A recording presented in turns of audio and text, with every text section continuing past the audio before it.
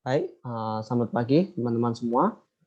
Kembali lagi ke materi kita selanjutnya, yaitu tentang kelanjutan dari materi minggu lalu. Pada kesempatan kali ini kita akan membahas tentang variabel acak atau random variable. Baik, kita lihat dulu apa gagasan dibalik pendefinisian variabel acak ini. Sebenarnya kita perhatikan eksperimen yang cukup kita kenal, yaitu pelemparan n buah koin. Koinnya kita anggap seimbang. Kemudian kita akan menghitung probabilitas dari kejadian sebanyak K head muncul. Untuk K-nya ini berarti kan bisa berjalan dari 1, 2, hingga N. Nah, kalau kita perhatikan, eksperimen ini menghasilkan output atau sample space itu bukan merupakan angka. Di sini sample space-nya merupakan urutan dari head atau tail kan. Ini sebagai contoh, karena ini n buah, kita punya katakan H semua, mungkin gini ya, H semua, terakhir baru tail. Nah, dan outcome kita atau keluaran kita semuanya bukan merupakan angka ya, karena hanya kumpulan dari urutan H dan T. Nah, di sini karena tidak bukan angka, kita akan menghadapi kesulitan dalam analisa secara matematis. Nah, untuk itu kita perlu menghubungkan setiap outcome yang bukan angka ya, yang hanya yang non angka itu dihubungkan dengan suatu kuantitas suatu bilangan. Nah, gitu. Ini bilangan. Jadi untuk memudahkan perhitungan kita perlu mengasosiasikan atau menghubungkan semua keluaran outcome dengan suatu bilangan, katakan X. Nanti bisa dilihat selain untuk menganalisa model, di sini notasi kita untuk bicara tentang peluang bisa lebih sederhana. Nah, konsep yang membawa setiap outcome ke suatu bilangan ini yang akan kita sebut sebagai variabel acak. Nah, itu adalah motivasi pendefinisian variabel acak pada suatu sample space. Nah, kalau kita lihat secara definisi bahwa sebetulnya variabel random X itu merupakan suatu fungsi yang didefinisikan pada sample space S, di mana nanti setiap anggota S, katakan omega, akan dibawa ke suatu bilangan real R.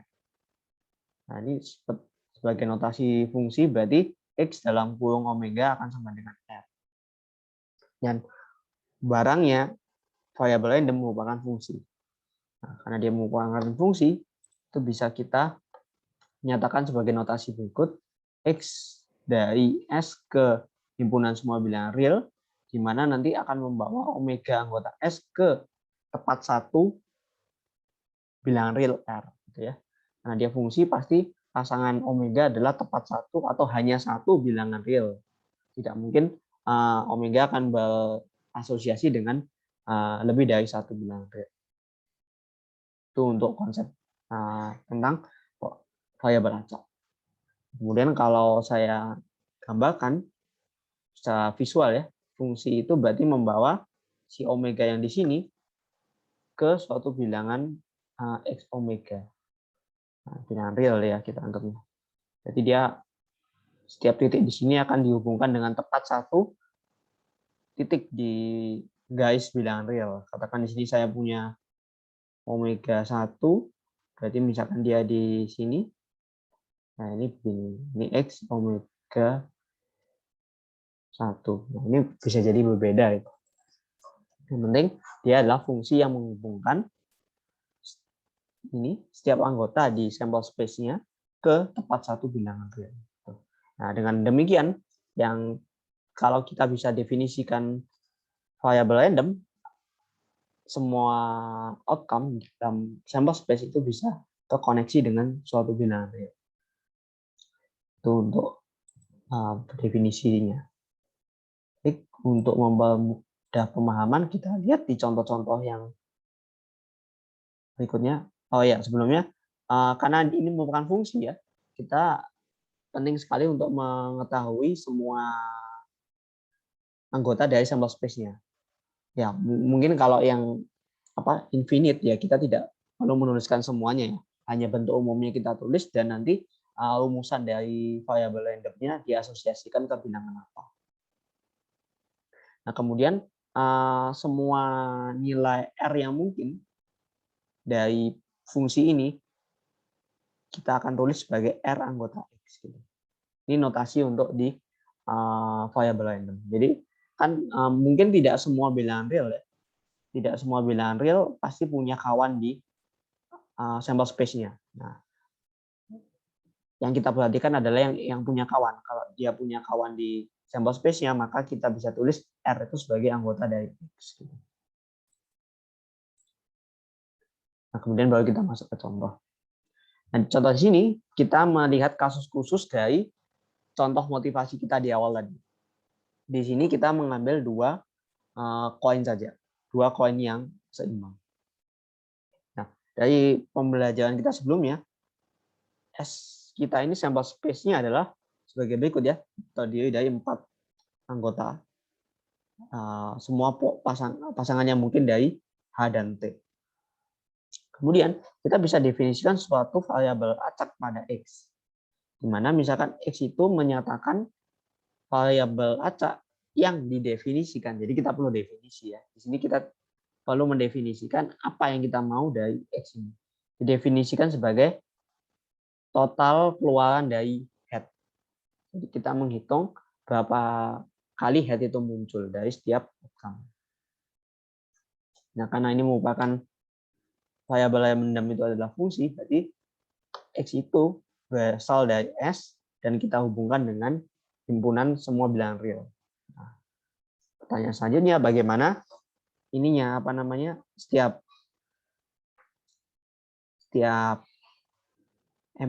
membernya dari S itu dihubungkan ke bilangan yang mana gitu. Nah, di sini melihat definisi kita yaitu menghubungkan dengan total keluaran dari H, berarti sama saja kita menghitung berapa H yang muncul dari setiap outcome. Nah, dengan demikian untuk yang pertama ini outcome HH berarti kita hitung hanya ada 2 ya. Berarti keluaran ini berhubungan dengan bilangan 2. Kemudian yang HT karena ada hanya satu head, berarti dia akan berhubungan dengan bilangan 1. Kemudian TH, lagi-lagi hanya ada 1, berarti dia dihubungkan ke angka 1. Dan yang terakhir, karena tidak ada H yang muncul, berarti tidak ada, kita tulis saja 0. Nah, ini adalah definisi dari X secara elemen per elemen gitu. Jadi HH kita bawa ke 2, HT dan TH kita bawa ke 1, dan yang terakhir TT kita bawa ke bilangan 0. Jadi dalam hal ini semua bilangan real yang mungkin atau yang kita sebut sebagai set value dari X itu adalah semua yang ada di sebelah kanan ini, yaitu hanyalah 0, 1, dan 2. Itu adalah semua set value dari X. Nah, itu. Nah, ini semoga bisa menambah pemahaman Anda. Nah, ini saya poinkas ini ya pendefinisiannya ya. Jadi saya tulis XA, 0 jika A-nya TT, 1 jika A-nya HT atau TH, dan 2 jika A-nya HH. Kemudian set himpunan semua kemungkinan dari nilai X adalah 0, 1, dan 2. Itu untuk kasus 2 koin ya. Nah, tentu saja melihat ini hanya 2 ya. Nah, ini tentu saja kita bisa bertanya bagaimana jika 2 ini kita ganti menjadi 3. Bagaimana ruang sampelnya? Tentu saja ruang sampelnya akan berbeda ya dari yang ini. Dan jika kita menggunakan X itu sebagai jumlah head, tentu saja definisi ini akan berubah. Nah, di situ sebagai ini ya, sebagai latihan eksplorasi bagi Anda, bagaimana jika 2 saya ganti dengan 3 koin. Bagaimana perubahan sampel space-nya, bagaimana perubahan definisi XA-nya ketika saya tetap menggunakan total head. Nah, di situ bisa Anda jadikan alat untuk eksplorasi.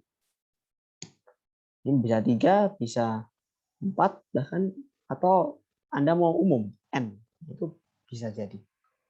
Jadi kita lihat bagaimana perumumannya. Gitu. Kesimpulannya apa dari eksperimen ini. Oke, itu untuk yang contoh pertama kita. Untuk pelemparan 2 koin. Nah, kemudian dari probabilitasnya, kita bisa lihat karena 2 koin ini seimbang ya, berarti nanti peluang X sama dengan 0 atau di sini akan menyatakan apa namanya, karena tadi kita sudah mendefinisikan X itu jumlah head ya. Jadi X sama dengan 0 ini akan menyatakan peluang head muncul sebanyak 0 kali. Nah, di sini karena kita sudah sudah mendefinisikan variabel acak atau random variable, jadi kita bisa istilahnya mempersingkat penulisan atau penotasian probabilitas kita dengan variabel randomnya, yaitu nanti Px sama dengan 0 akan menyatakan H itu muncul sebanyak 0 kali. Begitu juga nanti dengan Px sama dengan 1 menyatakan H head akan muncul sebanyak 1 kali, dan Px sama dengan 2 menyatakan head muncul sebanyak 2 kali.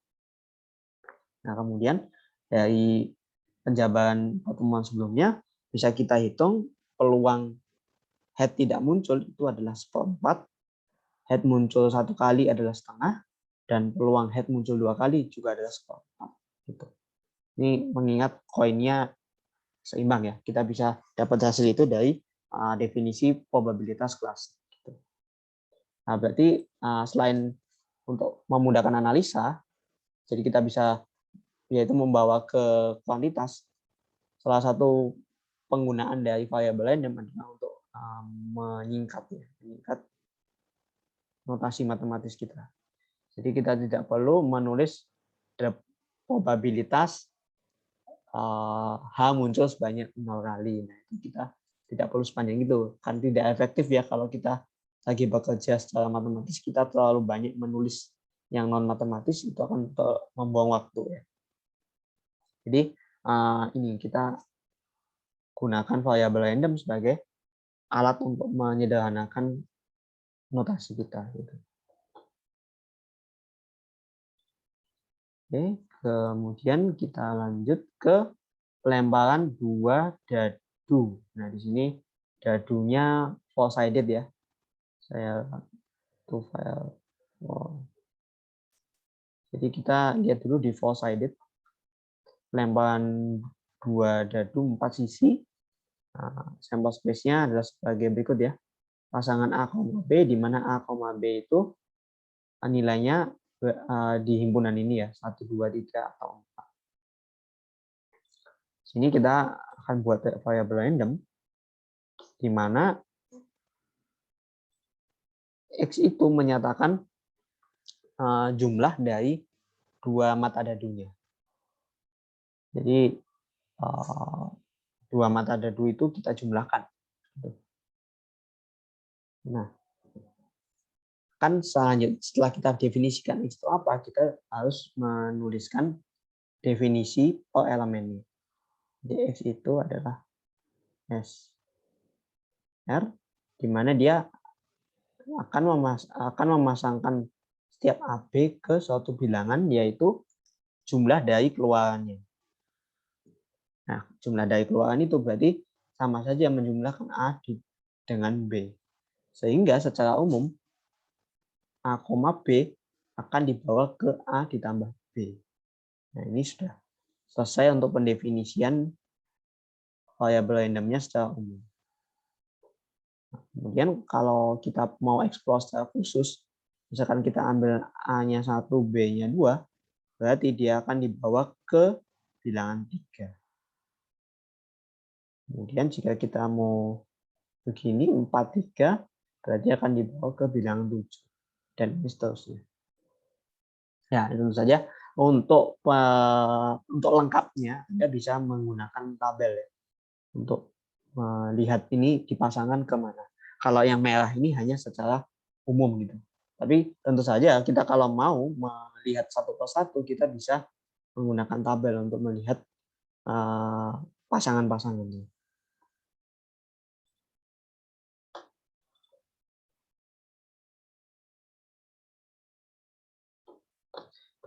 Ya, tentu saja sebelum setelah kita ini ya tampilkan semua ini pasangannya, kita bisa mengecek semua himpunan nilai X yang mungkin. Ya, kita bisa tentukan jumlahnya ini ada berapa saja yang berpeluang jadi jumlahnya.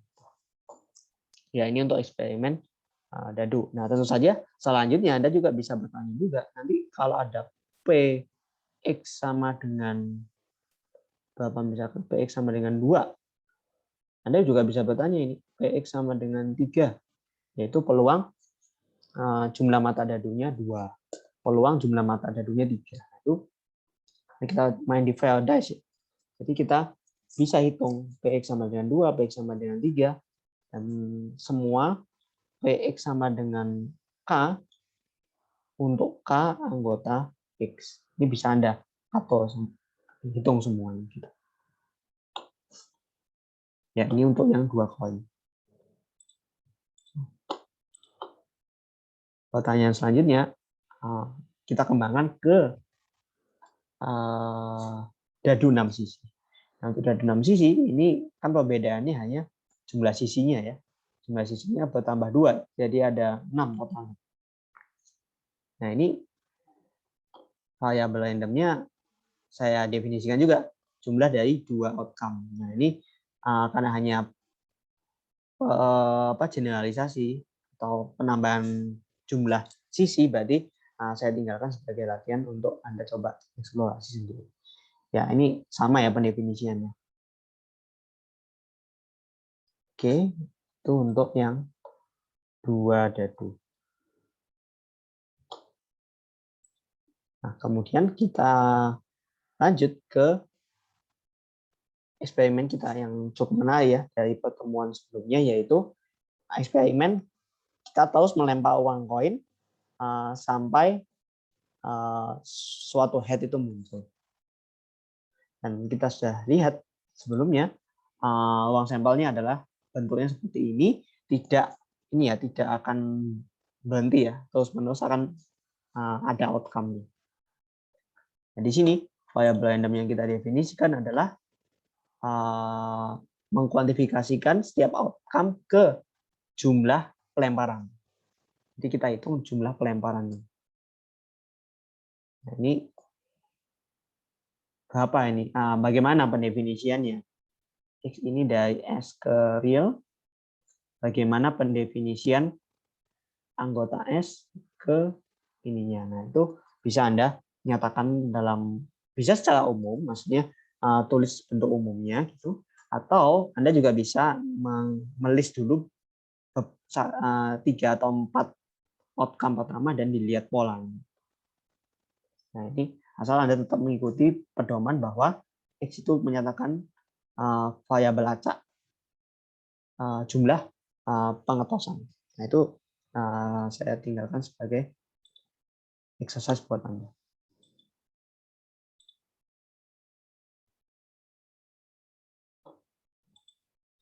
Nah, kemudian kita juga bisa melihat eksperimen kita yang menghitung itu ya lifetime dari sebuah lampu. Nah, kan tetapi di sini ada sedikit modifikasi ya. Kita tidak terlalu melihat di ininya, di waktu aktualnya, tetapi hanya melihat apakah lampu ini bisa hidup minimal 2 tahun gitu. Dan sebaliknya selain minimal 2 tahun, apa namanya, yang kurang dari 2 tahun. Nah, di sini variabel random kita hanya berbicara bisa hidup lebih dari 2 tahun atau tidak. Hanya 2 kemungkinan. Masa hidupnya lebih dari 2 tahun atau kurang dari 2 tahun. Nah, dengan demikian, kita bisa mendefinisikan variabel random kita dengan cukup sederhana, yaitu I nilainya 1 ketika masa hidup lampu itu 2 tahun atau lebih, dan 0 untuk yang lain. Nah, yang lain ini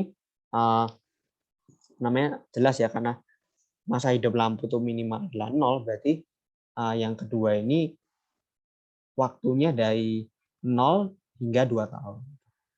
Nah, jadi kita tidak terlalu strict ke lifetime yang benar-benar, tapi kita hanya melihat ini bisa nggak lebih dari sama dengan 2 tahun atau tidak. Hanya 1 dan 0. Jadi lebih mudah.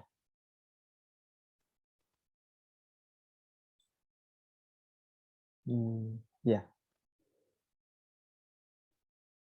Baik. Dari yang kita lihat, apa namanya, selama ini yang kita bicarakan, yaitu sampel space-nya, sebelum contoh ini ya. Sebelum contoh ini, sampel space-nya ini ya, kalau tidak berhingga, yang koin yang dadu itu kan sampel space-nya berhingga ya. Berarti set himpunan semua nilai dari X itu juga berhingga. Itu kalau tidak berhingga ya yang tidak terbatas tapi masih ini ya, masih yang istilahnya terhitung. Maksudnya terasosiasi oleh bilangan asli seperti ini. Nah, di sini kita mendefinisikan variabel acak yang range-nya atau yang semua nilai dari X-nya itu berupa himpunan yang berhingga atau terhitung, countable, itu kita namakan sebagai variabel acak yang diskrit. Ya, jadi di sini variabel acak yang diskrit itu maksudnya apa namanya, himpunan semua nilai dari X itu katakan K gitu, dia kalau tidak berhingga dia countable atau terhitung. Terhitung itu maksudnya walaupun dia tidak berhingga tapi kita bisa menghitungnya sebagai perbilangan asli.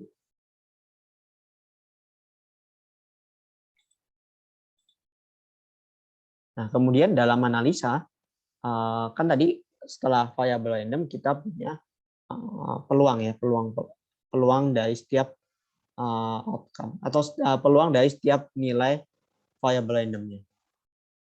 Di sini untuk melakukan koneksi antara peluang dan untuk melakukan koneksi kita perlu mendefinisikan fungsi yang menyatakan probabilitas dari variabel random discrete tersebut.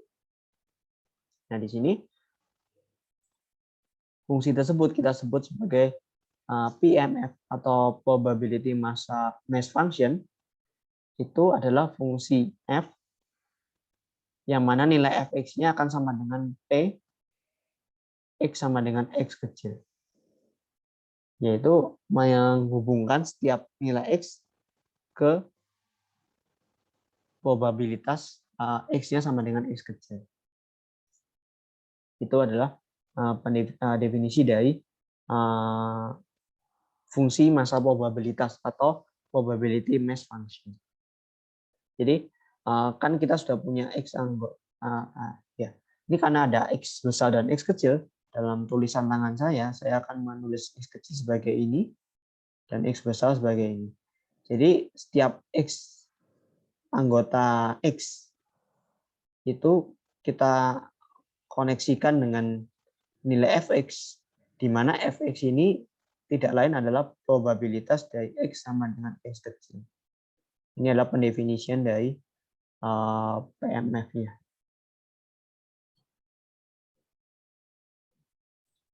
Kemudian selain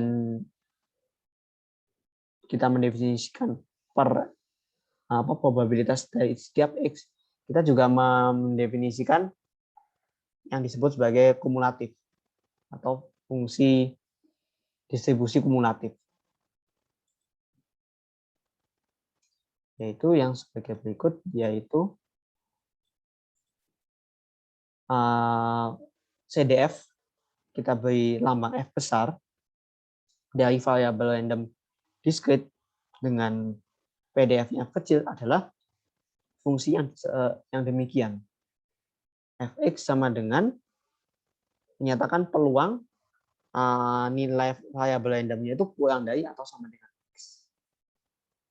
Nah, berarti secara definisi lebih lanjut, peluang X kurang dari sama dengan X kecil, karena di sini berlaku di discrete, berarti kita melakukan penjumlahan semua Fy, di mana Y itu kurang dari sama dengan X. Jadi misalkan ini adalah value-nya ya, value dari variable randomnya. Misalkan ini X1, X2, X3, dan X4. Nah, setiap XI kan pasti berpasangan dengan FXI ya, karena kita sudah punya PDF. Nah, nanti kumulatif itu maksudnya adalah misalkan kumulatif di X2 misalkan. Berarti kita menjumlah semua probabilitas X yang berada kurang dari X2. Nah, begini. Misalkan ini apa namanya? Dia kan karena kita sudah punya PDF, berarti dia terkoneksi dengan ini ya, fx1, fx2, fx3, fx4 kan. Nah, maksudnya dari sigma ini kalau kita mau cari px kurang dari x2, itu berarti kita menjumlah semua probabilitas atau menjumlah semua fxi, menjumlah semua fxi di mana xi itu mesti kurang dari atau sama dengan x2. Jadi jumlahkan semua probabilitas dari semua yang sebelum x2 dan di x2-nya persis gitu. Berarti nanti kita dalam hal ini akan sama dengan fx1 ditambah fx2.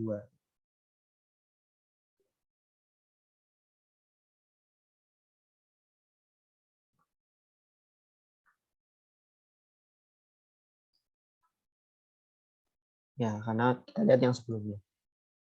Dan sebagai catatan, untuk CDF kita tidak hanya X ini tidak hanya yang anggota X besar ya, tetapi harus mengikuti semua bilangan real. Jadi dimanapun dia. Nah, sebagai contoh, misalkan X-nya itu ada di sini. Sebagai X. Nah, jadi kalau X-nya di sini, F X-nya itu berarti tetap harus mengikuti semua definisinya, yaitu menjumlahkan semua Y yang kurang dari X. Jumlahin semua F-nya ya, nilai F-nya. Nah, ini berarti yang kurang dari X ini ada tiga buah ya. Yang ini, dan ini. Berarti Fx, F besar X, itu adalah Fx1 ditambah Fx2 ditambah Fx3.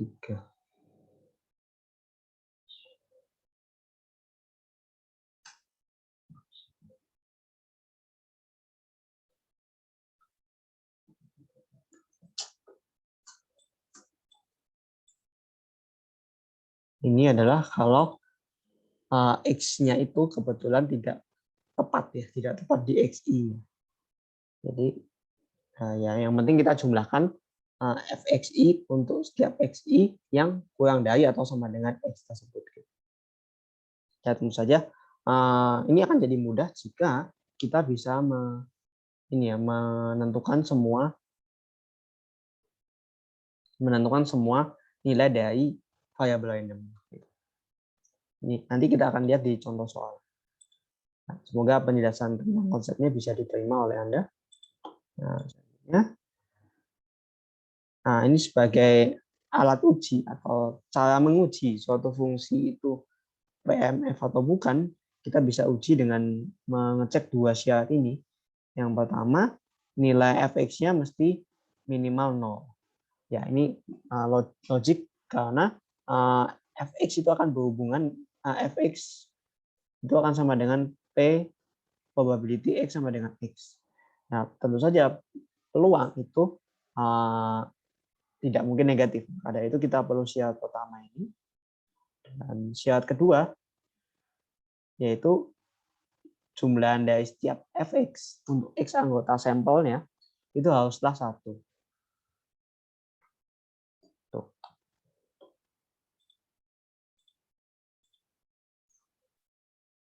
Nah, kita kembali ke yang tadi ya. Contoh kita yang pertama kali, lemparan 2 koin yang seimbang, kita sudah temukan ininya definisi variabel randomnya. Kemudian kita sudah menghitung peluang dari Px sama dengan 0, Px sama dengan 1, dan Px sama dengan 2. Nah, pertanyaan selanjutnya bagaimana kita mendefinisikan PMF-nya. Nah, ingat kembali, PMF itu definisinya adalah Fx. Nah, Fx kita bawa ke peluang X besar sama dengan X kecil. Nah, ini kalau dilihat dari polanya, jadi yang ini akan sama dengan F0 ya. Nah, kita lihat saja dari pola PMF-nya. Ini adalah F0, kemudian ini adalah F1, dan ini adalah F2. Nah, begitu. Berarti nanti PMF-nya akan diberikan sebagai berikut. F0 sama dengan 1/4, F1 sama dengan setengah, F2 sama dengan 1/4, dan Fx itu akan 0 untuk X yang lain. Jadi karena nilai dari variabel randomnya hanya 0, 1, dan 2, berarti X yang lain itu kita anggap peluangnya adalah 0. Ya, fungsi ini juga bisa disederhanakan dengan begini ya.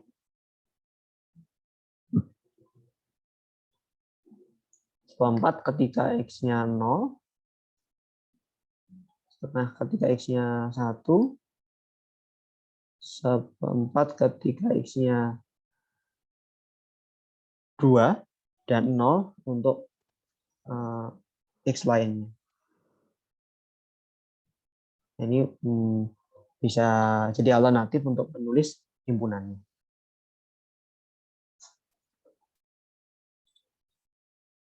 Nah, kemudian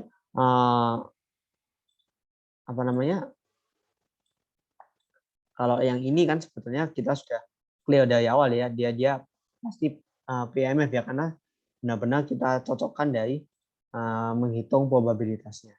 Namun jika Anda penasaran, kita bisa juga mengecek dua pernyataan ini apakah benar atau memenuhi atau tidak. Kita lihat yang pertama memenuhi ya untuk setiap X ya. Yang nilainya minimal 0, tidak ada yang negatif. Kemudian jumlahan dari Fx di mana X anggota S. Berarti di sini kita cuma lihat di 0, 1, 2 ya. Dijumlahkan semuanya 1 ya. 1/4 tambah setengah tambah 1/4 1. Ya, berarti sudah betul ini adalah PM.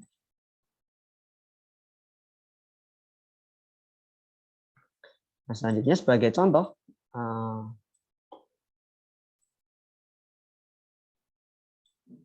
kita akan menghitung kumulatif di 1,5.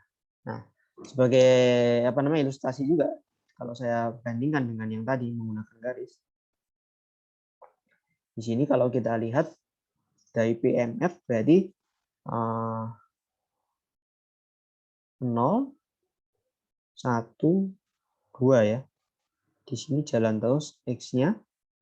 Kemudian ini kalau mau lebih akurat lagi, kita bisa menambahkan garis tegaknya. Kita anggap gambar di sumbu X dan Y ya. Nah, di sini kita tidak. Nah, gini misalkan.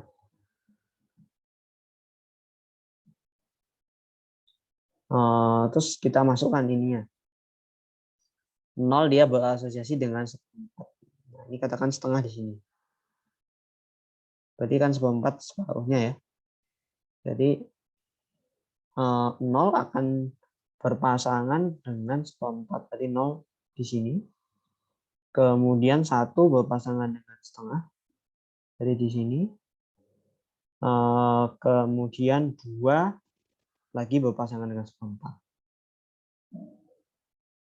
Nah, di sini kita ditanya F1,5. Berarti X-nya adalah 1,5. Kalau kita perhatikan 1,5 adalah di sini. Ini adalah 1,5. Kita diminta menentukan peluang X kurang dari sama dengan 1,5. Nah, berarti sesuai dengan definisi dari CDF, berarti dia jumlahan semua Y anggota S, Y ini kurang dari sama dengan X, FY. Nah, berarti kita lihat yang kurang dari 1,5 kan X-nya 0 dan 1. Jadi kita tinggal jumlahkan PX sama dengan 0 ditambah dengan PX sama dengan 1. Jadi hasilnya adalah 1/4 ditambah setengah. Nah, ini adalah sebagai contoh F1,5 itu bagaimana misalnya. Nah, sebagai ilustrasi lainnya, misal kita mengambil X-nya itu 2,5 misalkan.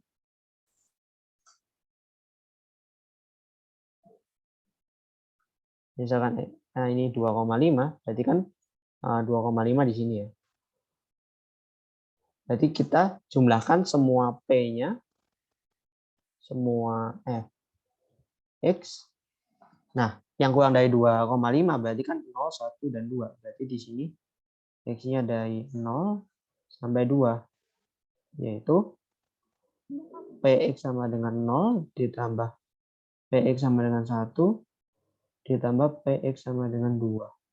Nah, ini berarti 1/4 ditambah setengah ditambah 1/4 nilainya adalah 1.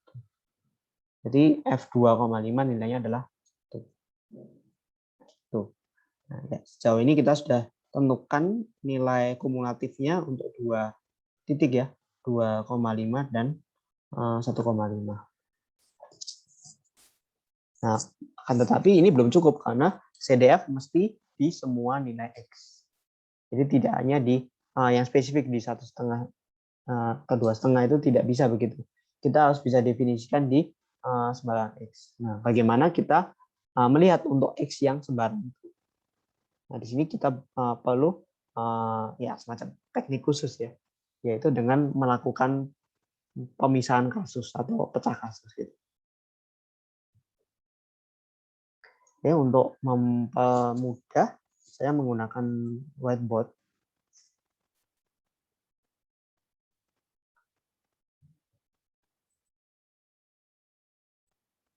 Ini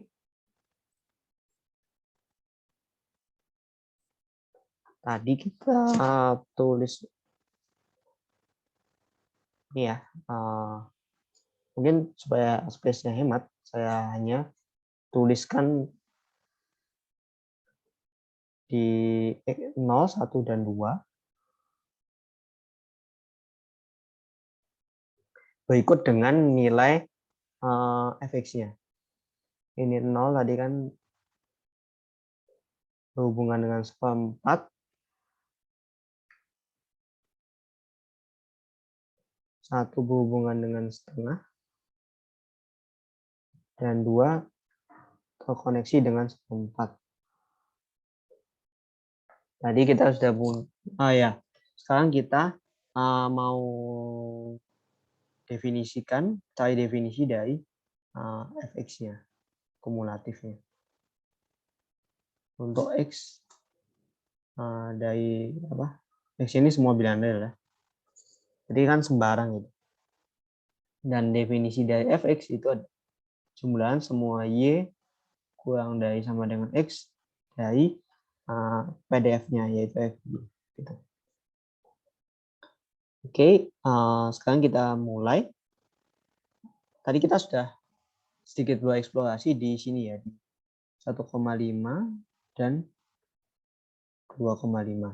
Namun ini belum cukup karena kita perlu semua nilai x. Di sini kita akan melihat nilai yang nilai x itu kan bisa jatuh dimanapun ya, dimanapun sepanjang garis ini. Bisa jadi dia di sini, bisa jadi dia di sini, atau di sini. Itu bisa bebas banget. Bahkan tepat di 0, 1, atau 2 itu mungkin terjadi. Nah, caranya adalah kita melihat daerah per daerah. Jadi kita explore per daerah, yaitu daerah di sini. Ini yang pertama. Jadi yang kita ambil yang kurang dari 0. Kemudian nanti kita akan lanjut ke daerah yang antara 0 dan 1. Dan lanjut lagi antara 1 dan 2. Dan terakhir kita lanjut lagi ke daerah yang berwarna merah lebih dari 2. Ya, kuncinya adalah begitu. Sebagai yang pertama kita lihat kasus pertama. Kasus pertama itu x-nya jatuh kurang dari 0. Jadi misalkan dia di yang titik pink tadi ini misal ya, hanya ilustrasi gambar. Jika ini kurang dari 0, berarti nanti fx-nya hitung sigma dari fy untuk y kurang dari 0. Berarti kan ini berarti sigma y kurang dari sini fy. Ini. Oh ya, dan sebelumnya kita juga punya ya fx itu 0. Kita punya ini ya, fx itu 0 untuk x yang otherwise. Jadi selain 0, 1, 2, fx-nya 0 kan. Nah, berarti kalau kita lihat y kurang dari sama dengan 0, apakah ada y anggota S, anggota x-nya yang kurang dari sama dengan 0? Tidak ada ya, karena mulainya baru 0. Dari sebelum 0 ya nggak ada. Berarti ya ini sama dengan 0. Nah, belum start gitu. Tidak ada yang memenuhi ini kan y. Jadi nilainya 0.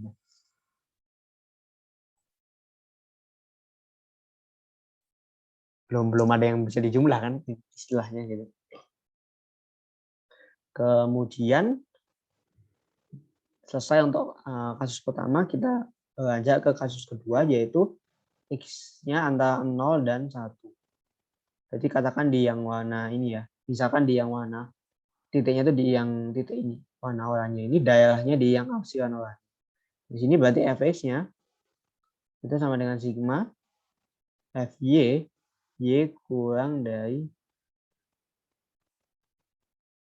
dengan x. Maaf. Yang ini bukan kurang dari sama dengan 0. Sorry. Sesuai definisi ini kurang dari sama dengan x. Berarti ini baru kurang dari 0 ya. Kan tidak bisa langsung ini kurang dari 0. Jadi ini biar sesuai definisi. Itu x kurang dari, ini berarti y-nya mesti anggota x ya. Ini x-nya kurang dari 1. Berarti kita menjumlahkan semua fy yang ada di sebelah kiri ini. titik yang ada di antara 0, 1. Jadi kalau teman-teman lihat, yang bernilai tak 0 hanyalah yang di sini ya, di F0 ini. Hanya ini aja. Hanya ini, berarti ini jumlahnya adalah 1/4. Oke. Kemudian kasus ketiga, X antara 1 dan 2. Jadi Fx-nya adalah sigma ini, di mana X-nya kurang dari 2 kan. Jadi berarti kita lihat di yang warna hijau ini, jadi jumlahkan semua yang tidak 0. Jadi yang di sini dan di sini ya. Jadi ini 1/4 ditambah setengah. Nilainya 34.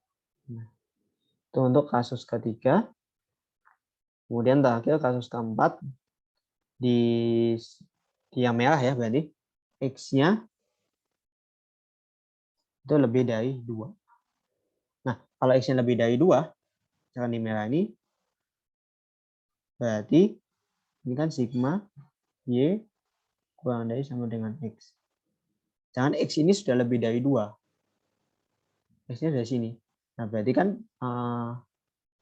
harus kita jumlahkan semua yang di kirinya warna merah ini. Di kiri titik warna merah ini. Berarti ya semua kan. Ini kan. Jadi ini sama dengan 1 ya. Sudah kita lihat jumlah ini tambah ini adalah 1. Nah, ini sudah 4 kasus. Plus yang belum adalah nilai setiap fx untuk x 0, 1, dan 2. Nah, ini tentu saja melihat gambar bisa ya ditentukan ya F0, F1, dan F2. Gitu.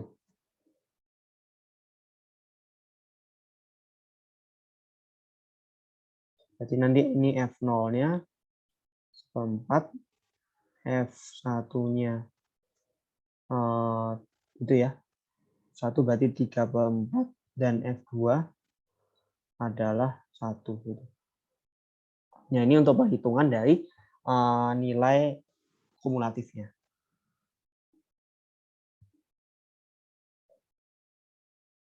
Dan nanti untuk mempersingkat untuk kesimpulan ya, kita bisa mempersingkatnya dengan menulis seperti ini. Nilainya yang pertama kali 0. 0 untuk X kurang dari 0. Nilainya mulai 1/4 untuk 0. Ini kurang dari 1. 3/4 untuk ini. Dan 1 untuk X yang 2 dan seterusnya. Nah, ini bisa kita gunakan untuk memudahkan ya.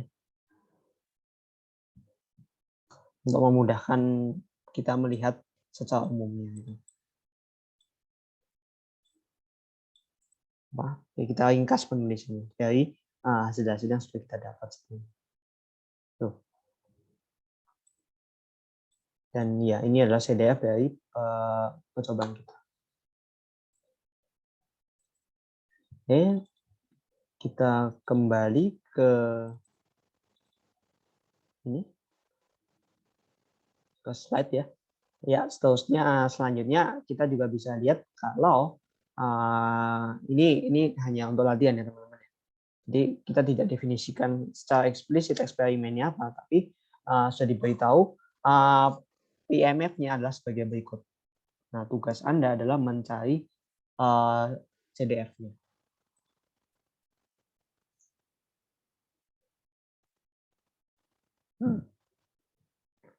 Nah, ini kalau tadi berbicara 2 koin ya.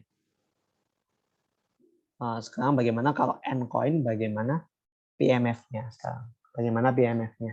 Nah, ini juga bisa jadi latihan eksplorasi ya. Tadi kita bahas 2, berarti N-nya bisa Anda tingkatkan ke 3. Tingkatkan N-nya ke 3, lalu cari CDF-nya, bisa juga. Atau nanti Anda bisa eksplorasi juga 4, 5, dan seterusnya, bagaimana nilai CDF.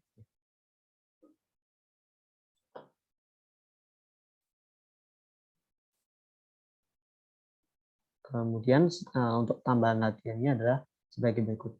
Jadi supaya tidak bosan ya hanya percobaannya yang dadu sama yang koin, kita coba lihat di yang mengambil kelereng ya. Nomor 1 dan nomor 2 ini sekarang saya balik arahnya. Kalau CDF-nya tahu bagaimana menentukan PMF dari CDF yang given itu. Itu untuk yang latihan kedua. Kemudian ya itu selesai untuk yang variabel acak diskrit. Sekarang kita berlanjut ke yang selanjutnya, continuous. Nah, di sini salah satu masalah yang dihadapi adalah sebagai berikut. Jadi ceritanya itu ada seorang pekerja ya, dia pergi ke kantor setiap hari menggunakan angkutan umum bus. Nah, diketahui juga jarak waktu antar kedatangan adalah 5 menit. Jadi bus itu akan datang setiap 5 menit. Dan tentu saja orang ini sampainya itu kan di waktu yang acak ya, antara 0 sampai 5 menit itu kan. Ya ini asumsinya dia tiap hari ya kita pantau gitu. Kan waktu sampainya ini ya acak gitu ya. Nah, di sini kita mendefinisikan X itu sebagai waktu tunggunya. Karena kita tertarik untuk menganalisa berapa sih peluang waktu tunggunya itu, katakan kurang dari 3 menit, kurang dari 2 menit, atau kurang dari 1 menit. Kita tertariknya di situ, di waktu tunggunya. Berapa menit nih orang nunggu bus ini. Nah, pada prakteknya kita juga bisa sebetulnya menghitung secara kasar ya. Jadi kita tidak tepat banget hanya membulatkan ke detik terdekat atau menit terdekat. Itu kalau mau lebih mudah ya. Jadi kita hanya bicara pembulatan. Tapi dengan adanya konsep bilangan real, kita tidak harus selalu melakukan pembulatan gitu ya. Kita juga bisa mengukur waktu yang spesifik gitu, exact. Nah, dengan demikian, kalau tadi yang pembulatan itu dipandang sebagai diskrit, nah yang exact ini kita tidak bisa pandang sebagai diskrit. Nah, kenapa? Karena interval kita mau exact gitu ya. Jadi kan ini kedatangan waktunya ini 0 sampai 5. Nah, kalau kita benar-benar mau tepat gitu kan, dia bisa sampai datang di sana di interval waktu manapun kan. Bisa di sini, di sini, di sini, bahkan di sini. Itu acaknya. Nah, karena ini tidak dibulatkan dan harus spesifik di waktu yang mana, berarti kan jatuh di interval. Jatuh di interval kita tidak bisa gunakan konsep diskrit. Nah, untuk itu kita kembangkan ke konsep variabel acak kontinu untuk hal seperti ini. Karena kita mau menghitung waktunya tepat. Itu kasusnya. Nah, bagaimana pendefinisian variabel random kontinu itu dijelaskan oleh slide ini.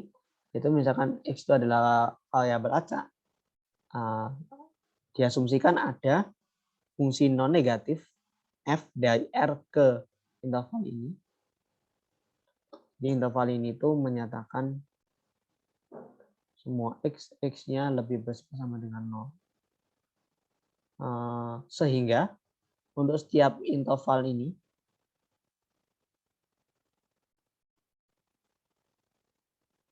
itu berlaku peluang X berada di interval itu sama dengan integral dari A sampai B FT-DT. FT-DT itu adalah fungsi non negatif yang diberikan. Jika demikian, X ini kita sebut sebagai variabel random yang kontinu. Dan F ini disebut sebagai fungsi kepadatan probabilitas atau PDF. Nah, kalau di sini, kalau tadi di diskret kita punya PMF, nah di sini wakil dari kontinu itu adalah si PDF-nya. Mereka setara, hanya berbeda di mana Hanya beda di continue atau discrete-nya aja gitu. Nah, oke. Nah, kemudian analog serupa seperti yang tadi, kita juga mendefinisikan fungsi distribusi kumulatif atau CDF untuk kasus continue, yaitu sama sebetulnya. Fx adalah peluang X kurang dari sama dengan X. Nah, bedanya kalau tadi kita menggunakan sigma, di sini kita menggunakan integral, yaitu integral dari minta hingga X, Ft dt. Ini misalkan fungsinya sebagai berikut. Misalkan CDF kita, misalkan PDF kita itu hanya di interval tertentu ya. Misalkan di sini.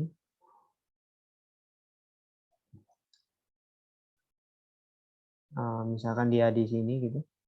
Atau saya buat gampang dulu ya, gini ya. Misalkan dia hanya di interval AB.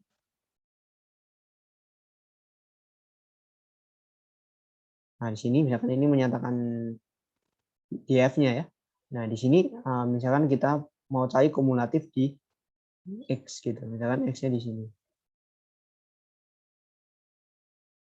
Nah, maksudnya itu adalah si df itu menghitung ini integral ini.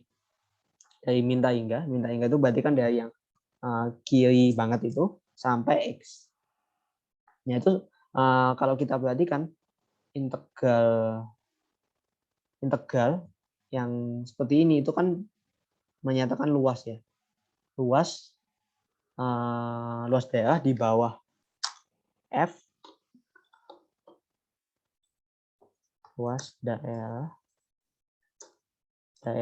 di bawah kurva F dari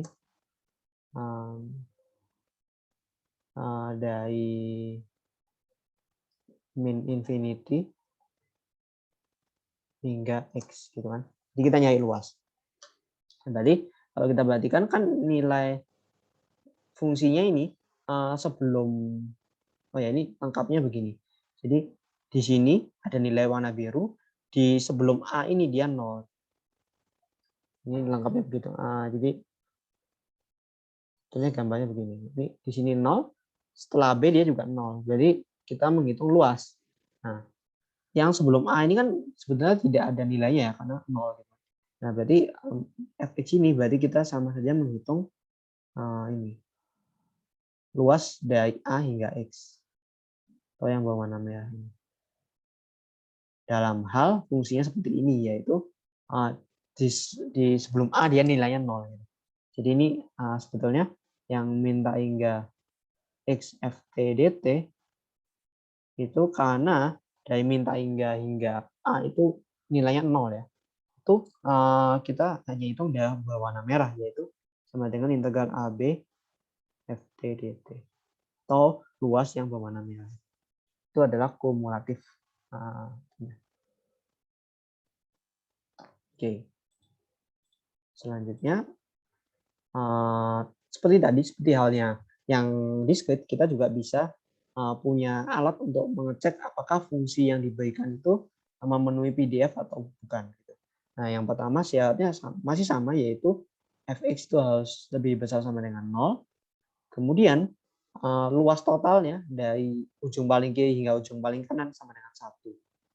Atau dalam bahasa integral berarti memenuhi persamaan ini.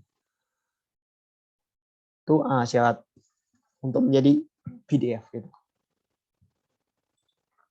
Dan nanti jika f itu adalah fungsi yang kontinu dan fx kecil itu adalah turunan dari jika f itu kontinu, maka fx kecil itu merupakan turunan dari fx besar, di mana fx besar merupakan CD. Nah, untuk secara spesifik, karena tadi kita sudah bicara kumulatif, berarti mencari peluang X itu berada antara A sampai B itu sama dengan mencari integral ini. Nah, di sini akan sangat berguna ya dalam penyelesaian soal. Nah, sebagai contoh, misalkan kita diberikan PDF dari suatu variabel random yang definisinya sebagai berikut. Fx-nya sama dengan x per 2, untuk x berada di antara 0 hingga 2, dan 0 untuk lainnya. Selanjutnya kita akan menjawab 3 pertanyaan ini, menentukan ini, dan ini. Oke. Sebelumnya, tadi kan kita sudah punya syarat mengecek PDF ya. Ini mungkin kita sebagai latihan kita cek dulu apakah ini PDF atau bukan. Ya, walaupun sudah tertulis ya PDF ya, tapi ada baiknya kita coba juga melakukan pengecekan. Untuk ini berarti kita coba gambar dulu grafik fungsinya.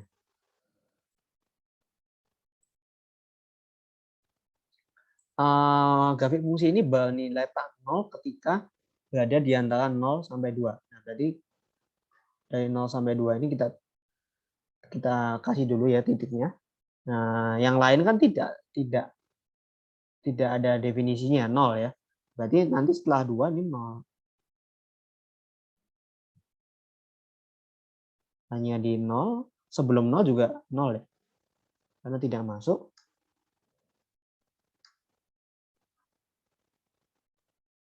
Nah, waktu di antara 0 hingga 2 itu memenuhi persamaan X dibagi 2.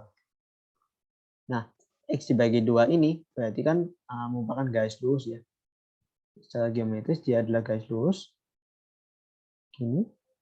Nah, nanti untuk pasangan garis lurus dari ini 2 nanti akan berpasangan dengan 1. Gini. Nah, ini adalah gambar dari fx-nya.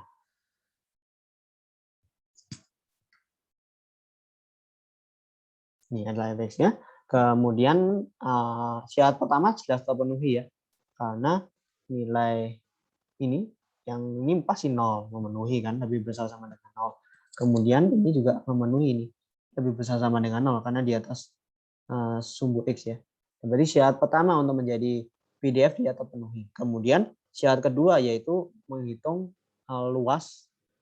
menghitung luasnya ya, dari min hingga sampai taina itu nilainya masih 1. Atau perlu diperhatikan waktu kurang dari 0 sama lebih dari 2 kan masih 0 ya. Nah, itu berarti kita tidak hitung. Kalau saya hitung nilainya juga 0 kan. Berarti yang fokus kita hitung adalah luas yang tidak 0 di sini. Yang berwarna oranye ini. Nah, ini sebetulnya karena gambarnya merupakan segitiga, kita tidak perlu lah ya kita coba agar kita bisa menggunakan luas secara geometri ya. Luas segitiga itu adalah setengah kali alas kali tinggi ya. Nah, di sini alasnya kan kalau kita ukur dia 2, tingginya 1 ya. Berarti ini setengah kali alas kali 2 kali 1 sama dengan 1. Nah, L-nya 1 berarti betul luasnya 1, nilai integralnya itu kan karena merepresentasikan luas, berarti ya syarat kedua terpenuhi.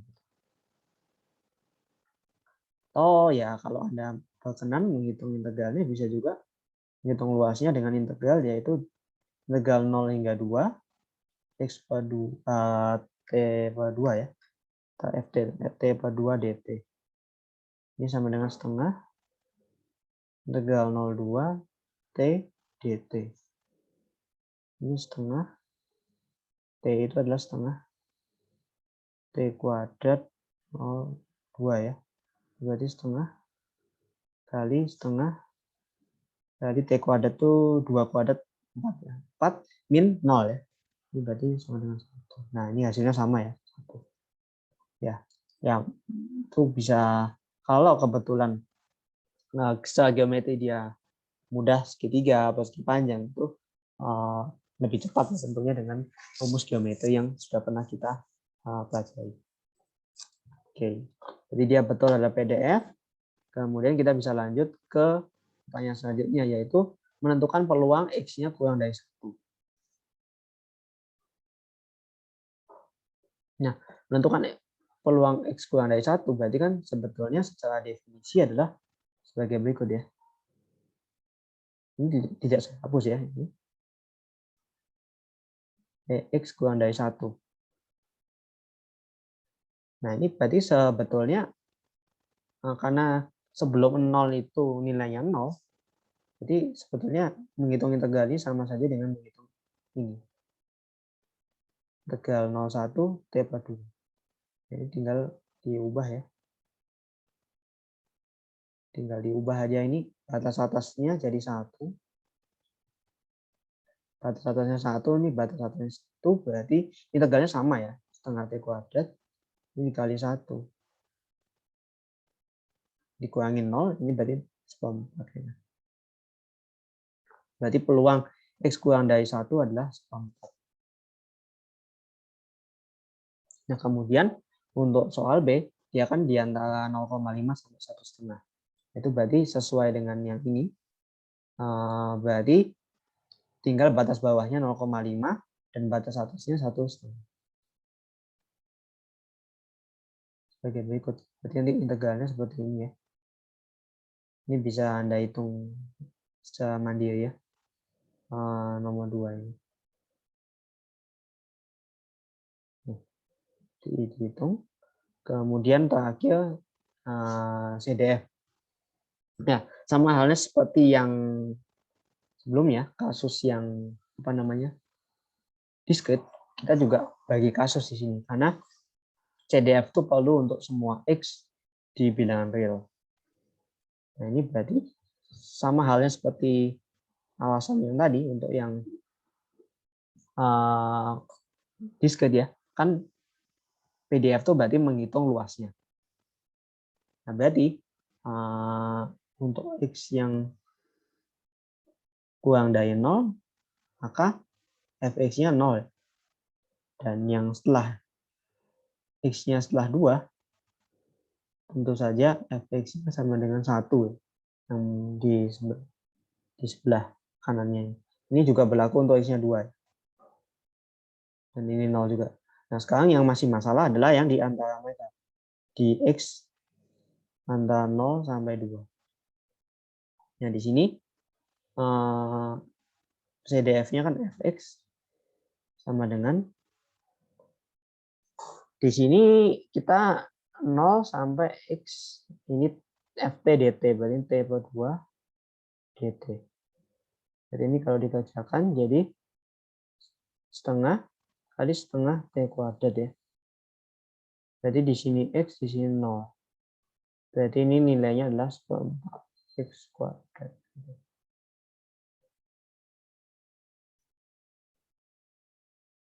Ya, ini adalah fx nilai kumulatifnya ketika berada di antara 0 sampai 2. 1/4 X kuadrat. Oke. Ya, sampai sini yang penting konsepnya adalah kalau kita bisa yang kontinu adalah luas daerah di bawah kurva, tetapi Anda perlu perhatikan ini ya dari mana sampai mana ini.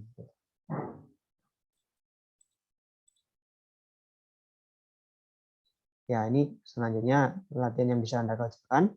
Saya sedikit modifikasi ya dengan memberikan konstanta. Jadi di sini Anda mesti menghitung dulu C supaya F-nya menjadi suatu PDF.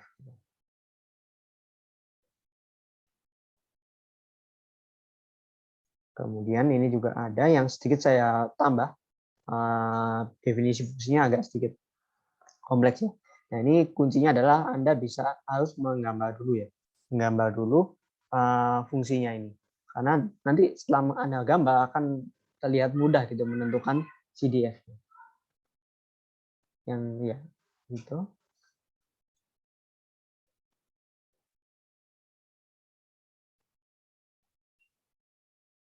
Nah, kemudian secara umum CDF itu memiliki sifat sebagai berikut. Yang pertama, nilai fx itu berada di antara 0 sampai 1. Memenuhi ini, tidak mungkin ya lebih ya. Karena setelah dia mencapai 1, nggak mungkin lebih dari 1 kan, yang kumulatifnya. Nah, kemudian, oh ya ini untuk limit ininya, yaitu semakin kecil nilai x-nya, nilai fx akan mendekati 0, dan semakin besar x-nya, nilai fx akan mendekati 1.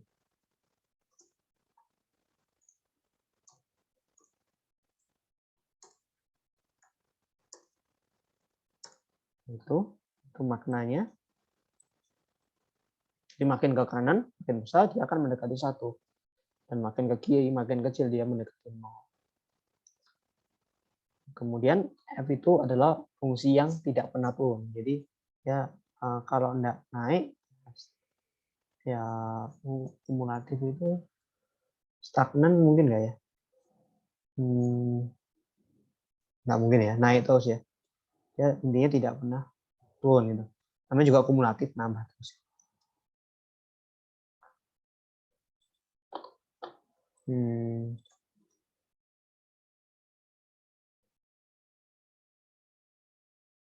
Ya, dan ini ada tambahan jika Anda sudah berhasil menguasai yang tadi, bisa ditambah dengan exercise yang sebagai berikut.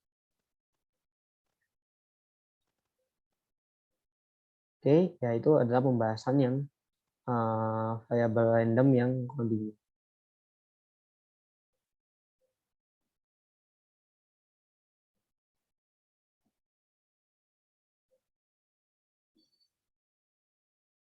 Nah, sebagai penutup kita lanjutkan sedikit tentang ekspektasi dari variabel random.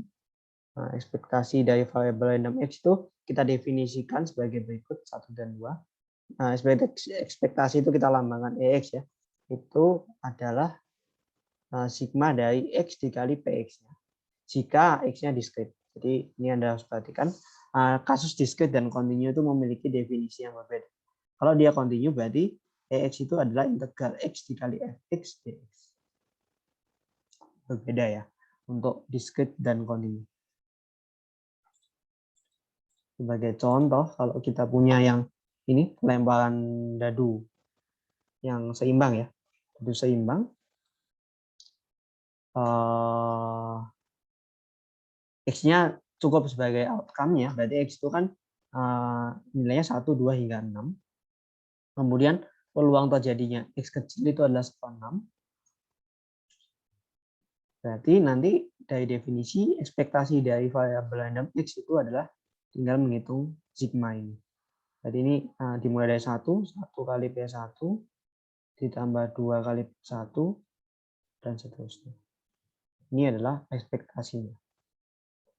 Hal yang sama juga Anda bisa tambahkan untuk yang kemarin, yang 6 sisi tetapi tidak seimbang, non-balance itu ya. Yang waktu kemarin itu PAI-nya itu sama dengan I dibagi 21, I-nya 1 sampai 6, di mana AI itu muncul angka ke I ya. Nah, itu bisa Anda jadikan sebagai latihan tambahan untuk dilihat ekspektasinya berapa. Tentu saja tidak akan sama ya dengan yang soal ini ya. Ini X-nya berapa. Tuh.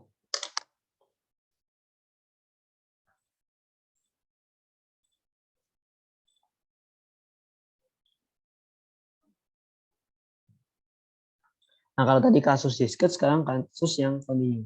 Dan di sini kita diberikan PDF dari yang disebut sebagai variable random uniform. Nah, itu nanti di pertemuan selanjutnya akan kita sedikit singgung. Ini hanya penamaan saja. Jadi PDF-nya itu seperti ini. Ini sebelumnya bisa juga Anda mengecek PDF-nya ya dengan menghitung integral alfa beta dari F TDT apakah 1 gitu. Anda bisa hitung.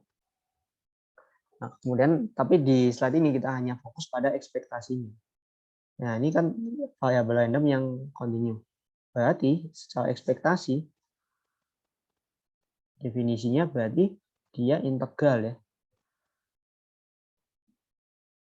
Dia merupakan integral dari X fx dx.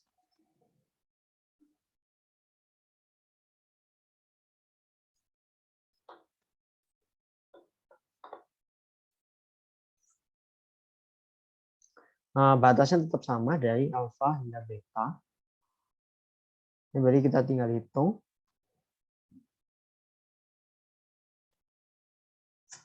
Fx kita kan 1 dibagi beta kurangi alfa ya. Kemudian karena subpar beta min alpha adalah konstanta, berarti bisa kita pindah ke depan. Seperti ini. Ini nggak X, dx ya. Selanjutnya ini subpar beta min alpha. Yang dalam integral ini jadi setengah X kuadrat beta alpha. Berarti subpar beta min alpha ini setengah beta kuadrat min setengah alpha kuadrat. Ini jika disederhanakan, setengahnya kita keluarkan ya. Subpar beta min alpha setengah beta kuadrat min alpha kuadrat. Ini bisa setengahnya kita keluarkan aja. Jadi 1/2 min beta, beta min alpha kali B kuadrat min alpha kuadrat. Ini adalah ekspektasi dari apa namanya? Ekspektasi dari ininya apa namanya? Variabel random yang uniform. Tuh. Ya, tentu saja yang tadi variabel kontinu yang tadi di exercise sebelumnya tentu saja bisa Anda cari ekspektasinya dengan melibatkan rumus ekspektasi.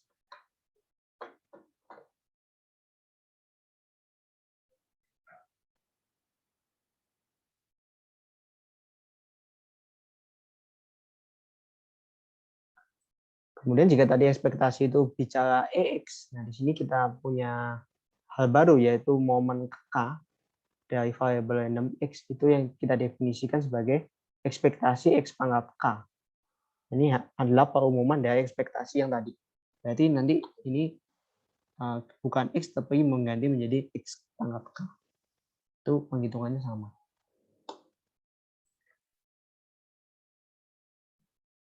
Ya, misalkan yang ini juga bisa dihitung ya. Second momennya berapa? Termasuk yang tadi ini ya, yang apa namanya? Yang uniform tadi juga bisa dihitung second momennya. Ya, dan ya ini karena sebagai pengantar hanya saya berikan sebagian-sebagian dan beberapa hal yang bisa Anda coba. Itu. Nah, untuk lengkapnya nanti akan kita bahas di pertemuan kelas. Nah, oke. Sampai di sini saya harap bisa memahami. Terima kasih atas perhatiannya. Sampai jumpa di pertemuan kelas hari Senin dan Selasa. Terima kasih.